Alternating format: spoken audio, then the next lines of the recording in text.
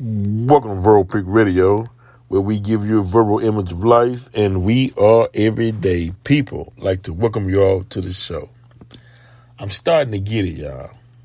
Okay, it's coming to me. You know, the reason why it's such an uproar and such a topic dealing with the controversy, dealing with Kanye West, that engulfed Kyrie Irving, that engulfed the show, the documentary, from Hebrews to Negroes, right? Now I'm understanding. So this is gonna tie everything in together, right? Okay. So you have knowledge that's being passed around on the relationship between blacks and Jews. And it's going all the way back to Hebrewism. And now, okay, it's coming out that, okay, fact, some of the Bantu tribes and African tribes are, in fact, the original Hebrews or Jews. But now the new controversy is, but they'll say, well, but that's not the blacks that's in America. Wait, the blacks that's in America that was brought over here on slave ships came from those tribes. That's how they got to the Americas. And then one of the other 12 tribes that has the Native American culture that the black Native Americans shared was already here. And so, meaning you will see these Native American tribes with these fringes as the ancient Hebrew tribe has on their garments. Meaning there was no internet and books back in those times to where they can say, let me just create this, and it was a coincidence.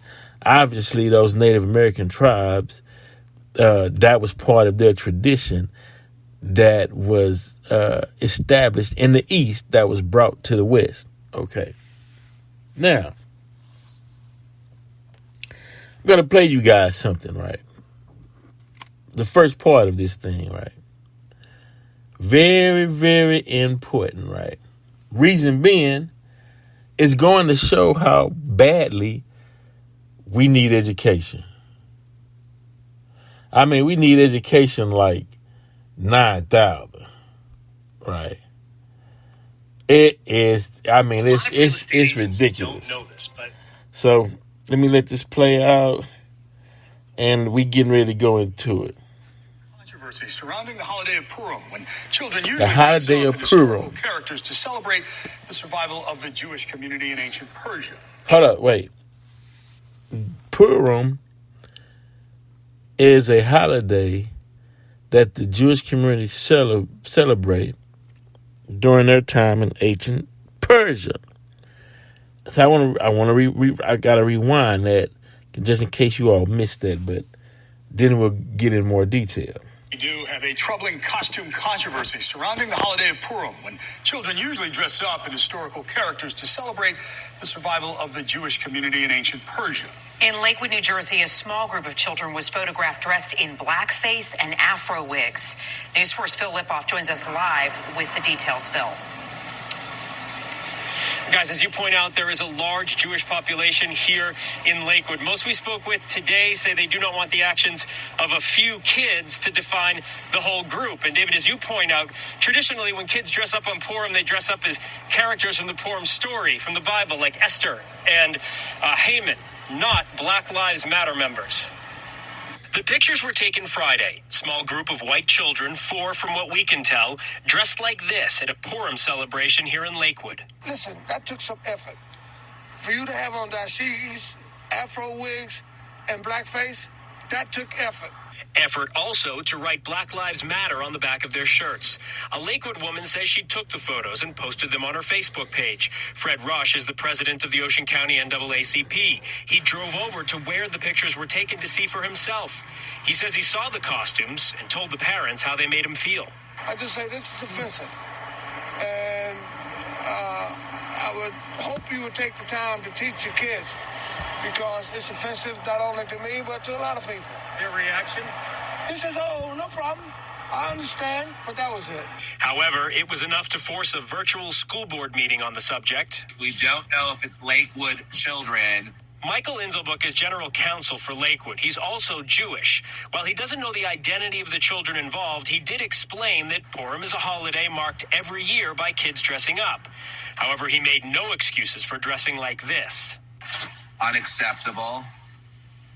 And we can have something, even if it's only 1, 2, 3, 4. It shouldn't happen at all. So while everyone agrees the costumes were offensive and should never be worn again, especially to celebrate a holiday, the question is, how do you make that happen? Fred Rush says it's all about education. Teach your kids. Let them know that what they're doing today could be offensive to other people. That's what I do with my kids. Well, the school board agrees. While there is no way to punish these kids, nor would they want to in this case because it wasn't on school grounds, they do say that they would like to talk to the kids' parents, explain to them why this was so offensive and hurtful. We're live in Lakewood. Phil Lipoff, News 4 New York. Did y'all get that? Did y'all get it? Did y'all get what just took place? Did you all hear that? Now let me explain to you why this was so important and why I shared it with you guys, right? You had children who dressed up for Purim in ancient Persian costumes. Some had dashikis on, and the others had Black Lives Matter shirts on. These were white Jewish kids. Now, check this out. Do y'all get what I'm saying? Let me run it by you again. They were celebrating the holiday of Purim, where they dressed up as ancient Persian characters and also characters that are in the Bible. Esther, and he named some more that's in the Bible. So how did they celebrate and how did they dress up as characters in the Bible? They dressed up as black people, showing you that this is the correct example of what the people looked like in those ancient times from those regions, right? Now, let me show you what 400 years of slavery does to a being, right? When you hide knowledge and not allow people not to read and write for 400 years. Here's a black man that he found that offensive. But the teaching moment is they teaching him his history. The ancient people in the Bible and in Persia were black. Right? We're talking about ancient. Before Europe left, like the Northmans and the Goths and Visigoths and the European tribes, before they left Europe and went into these dark areas or where black people were before the race mixing took place. Now, he's like, they need to be educated, right? Now, this is what the black guy said. Exactly, we all do. You need to be educated as well, because you didn't recognize that actually they're dressing up, showing you who they're teaching you by their costumes on what it was or what the people looked like in those times, and he didn't catch it, and a lot of black people didn't catch it. One, because history and the knowledge of history was taken from us, right? But those who study and the Jewish family who dressed their kids up in those garbs, they knew. So they're like, damn, I'm showing you, and you offensive, right? But they also know, hey, man, this is a person who was deprived of knowledge, right? So the proper thing to do is sit down and have a discussion on the knowledge that the European Jews, and the only reason why I'm saying European Jews or white Jews is because you have some black African Jews, and until they say, hey man, we are all brothers and we get this thing straight, both sides have to present their evidence. Now, check this out. So last night on CNN, it's with CNN Night Show or CNN Tonight, one of them, right? Sister hosts the show, and she had another black female on the show, a light-skinned black man, like he could be mulatto, and a Jewish man, all on a panel, right? And they were talking about this Saturday Night Live skit that Dave Chappelle did, right? This previous Saturday night. Now they trying to call Dave Chappelle an anti-Semite due to his skit, basically when he said, look, there's two words that you do not say in Hollywood, right? And he said, and that's the Jews. He also was like, he told them the reason why he didn't want a shoe deal because anytime he said something that they didn't like, they take his shoes from him. So anyway, from that, he became the next anti-Semite, right? But look what the Jewish guy said on the panel. He said, because he announced, he said, I am a Jewish guy.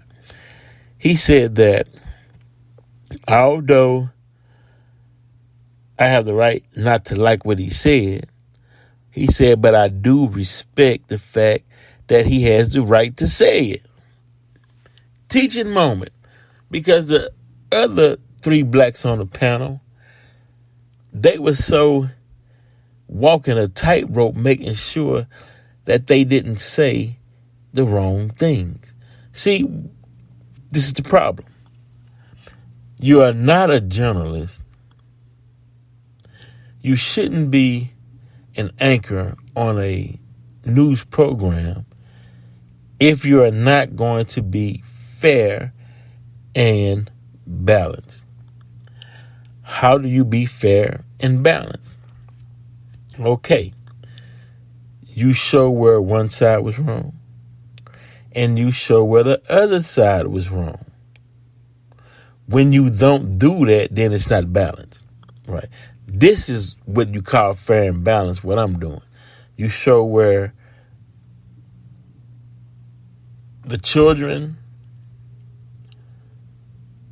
in the eyes of the viewers and who saw them dressed in blackface, that was offensive to some. You show wherever at in Dave Chappelle's speech, you point out what he said and you say, see, that the Jews consider that to be offensive. Now, how can we meet in the middle? You don't just show one side. You shouldn't do this. You shouldn't do that. You should. Well, damn. Are you saying the other side is perfect? It doesn't have any flaws. It didn't. You don't think that black people found the movie Birth of a Nation as a negative in a negative view? You don't think when Billy Crystal dressed in blackface that black people wasn't offensive?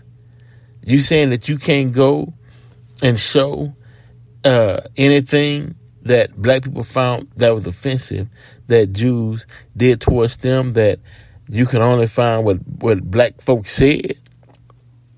Come on. That's not what you call fair and balanced. But as I stated in the earlier show, I understand too.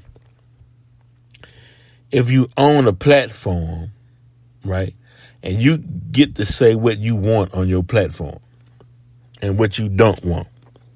I understand that very well. And that goes back to the fault of black people, right?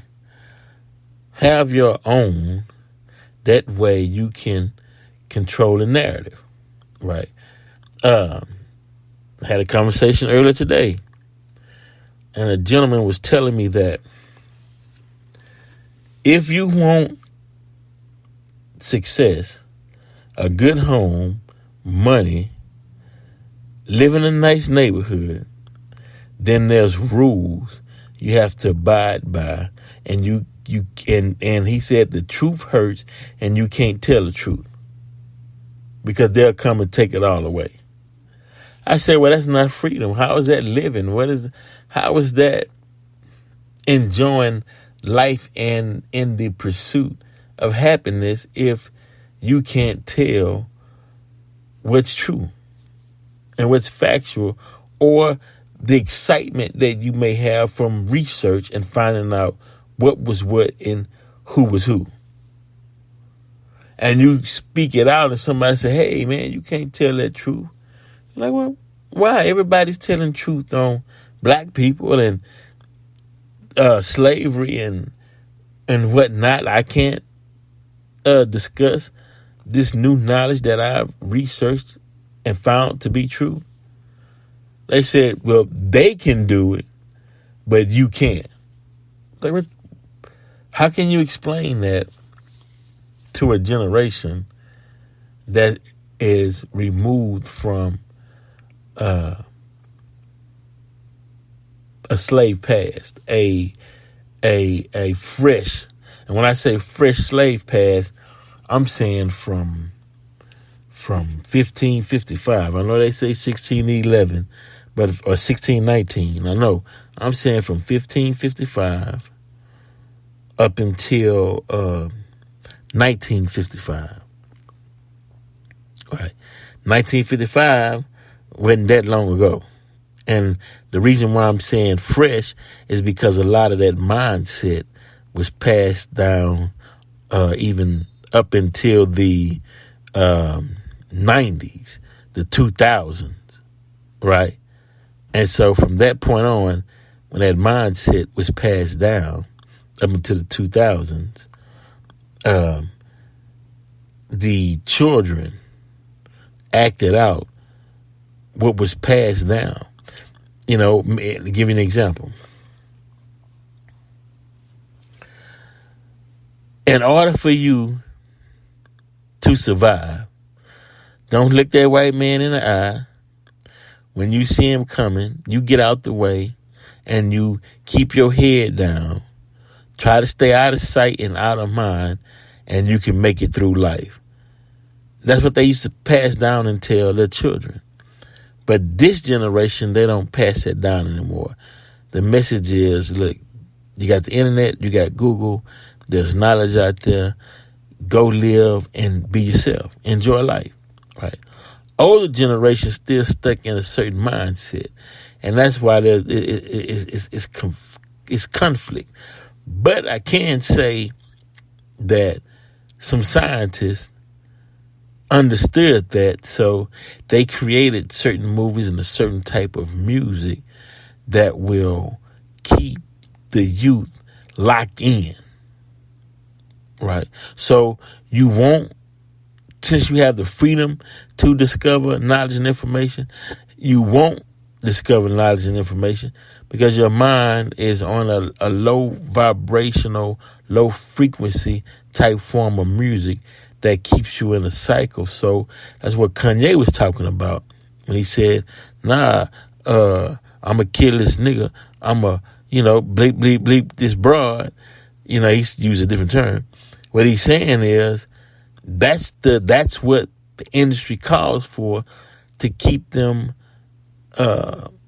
stuck in a certain low vibration frequency in regards to music, right? Saying that it's purposely done. But then the flip side is they're saying, yeah, okay, And the ones that's doing it, they might, they know that, but they're saying, hey, Kanye, that might be true, but you can't say that in the public because you're on our platform. We made you. Kanye saying, well, I don't want you all. I want to make myself. Controversy. Right? Controversy. But to the black journalists and black history professors, black news anchor people, the reason why it says the truth shall make you free, right? Let me tell you why. When you're young, you still have your innocence, right? And when you done something that in your mind's eye is horrific, right? It's bad. And you lie about it, right? And you try to hold that lie, right? That lie get to tear you up so bad till when you finally get it out and you start crying and you shed them tears and you get that lie out, you feel 100% better. You like, right? But as you get older, you realize what you lied about wasn't that big a deal, but it was big back then, right? So same goes today. When you have the truth and you know the truth, but you can't tell it and it has to, and it bottles up inside, and you go on the airways and you're a history professor and you go in front of these people day in and day out. But that lie, that truth, you have to hold back and you know it's true, but you can't say it. It start tearing on your inside and you start getting heart attacks or high blood pressure, start messing with your health, right? It messes with your psyche, right? And it's like, man, I'm trapped. It's almost like a mental slavery.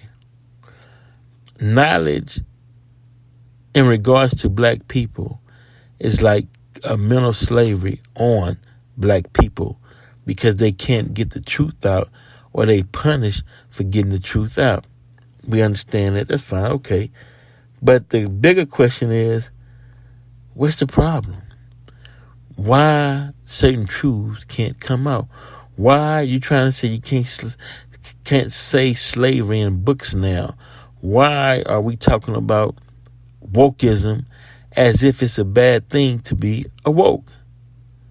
Why the truth of the history of what happened to black people in America is causing problems in white youth or white parents feel like it's a problem. Now, when they were doing movies, as I stated earlier, in blackface and had black people saying Al Jolson and saying, man, created that character. And that character, Mammy and how they was talking at that point, that didn't come out of a black mind. It came out of a white mind. And then it emulated itself up until today's time. And then black people started playing those roles that they created, right? But when they were doing all of that, black people didn't like that, right? But it was still done. And now today that black people can't share a link to a documentary that they feel has some information that can help wake black people up. And there we go, right? And that's the problem. They don't want black people to be awake, but the time calls for it. So that's the friction. Okay, well, we solved that one just by talking. There it goes right there. Black people, you're not supposed to be awoke. You're supposed to still be asleep. You're supposed to still be the lion that's on the Sphinx, the pyramid. It's a lion asleep in Judah. Leave him sleep. And anybody there go whatever they're trying to wake him, we gonna make life hell for you. Okay, we get it, but the problem is, goddamn, you thought the lion was gonna be asleep forever? You don't think that the Almighty has the power to wait? And I'm gonna tell you how God does it, right? In my opinion, the lion in Judah that's asleep, he's not gonna wake up at one time, right? He wakes up in sections. Might yawn a little bit. That's a sign. Right? Move his tail a little bit. That's a sign. When he yawn, you run and lick in his mouth. Is he waking up? Then he move his tail. You run back there, look at the tail. Then he move a toe. Run and look at the toe. Then he move the toe on the other leg. Then he move a paw over here. He move a, you know what I mean? And he's slowly giving signs. Right? And just the slightest wake up is driving them crazy. I mean, you gonna share a link? Just that link drove folks crazy. Got Kyrie in all kind of trouble just sharing a link. Because that shows a sign of wokeness. And that's the problem. Right?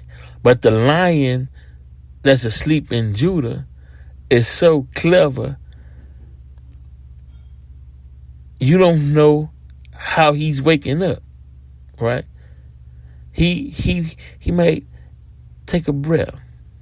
He might move his stomach. He might, but what I'm saying, by the time he wake up, then, why? I'm gonna tell you why. Because when he yawned, when he moved a finger on his paw, right? He was already woke. He woke looking at you and you thinking he's asleep, and he's woke conscious. He's conscious now. He's saying, damn, you telling off on yourself, right? He's saying, damn, the actions that they taking, they sure didn't want me to wake up, right? But in their mind, they think he's still asleep. He's now been woke, but he's judging your actions towards him. And he went to sleep for your benefit. He didn't go to sleep for his benefit. He said, I tell you what, man, I've been ruling kingdoms for years. I'm building pyramids from America to Egypt to Rome. I'm the Moors. I'm black is black. Melanin is black. Melanin, the oldest substance in the universe. I know who I am. But you want to rule? I tell you what, I'm finna go to sleep. I'm going to let you rule. But please, rule fairly, right? Rule justly. Rule on these commandments. Rule on this wise, right? They don't, and when I wake up, man, don't have my people all killed and, beat up and slaves died and just to where I can't even recognize them. That's the deal was made. And they like, oh, no, we wouldn't do that. 6,000 years later, the lion waking up and don't even recognize. He like, damn, I'm seeing my people, but they don't remind me of how my people were before I went to sleep. Then I'm seeing all these different names. I'm seeing the names of my people, but it's not the faces of my people. It's all kind of things that's going on, right? The lion like, man, what the hell is going on, right? So he's quiet and he just observes until he gathers enough information to say, okay, this is what it is. Because it'll be factual because you think you sleep, so you're not worried about hiding. See, it's like when you think somebody, it's like when your grandparents or your parents or somebody was asleep and you sneaking in their room, getting stuff you need, thinking they knocked out. They don't even recognize or see you, right? But they sleep. They seeing everything you're doing, right? They don't say nothing, but they looking at you. They see it, right? And they throw a little bit out there just to see if you're going to tell the truth, right? Because you think they was asleep, so you like, shit, they was asleep. I could tell a lie. They can't prove it was me. And they caught you red-handed. So that's where we at today. Right? They want to keep the lion woke and fail to realize how long the lion been woke. Lion watching, observing, gathering intel and information. Lion been woke for, let me see, 1930, 70, about 22 years in that. 22, I mean not 22, about 92, 93 years in that. That lion been woke, just observing. Hey, it is what it is. But now, where we at now, and the reason why I'm saying all of this, right, is because the teaching moment is significant for all parties. The teaching moment is another form of mercy. I don't want to say grace because I don't have all of the facts to say grace, but I can say a form of mercy. Right? Because when the lion was awake and conscious, that means he's not in a stupor or a sleep state. When a mind is sleep, you can run circles around a sleep mind. But a woke mind is asking questions and they checking everything that you're doing. Hey, why you over there? Why'd you say this? What's going on? You know, why you so close? Where is my so-and-so? You know, why are you calling me this when I'm that? He not saying that. He just answering all them questions in his mind because he's conscious. He see what's going on. He just, now the next stage is to figure out why you're doing it. What's your purpose? And if you saying your intentions was for the lion never to wake up, that's even worse. Verbal Prick Radio, we're out.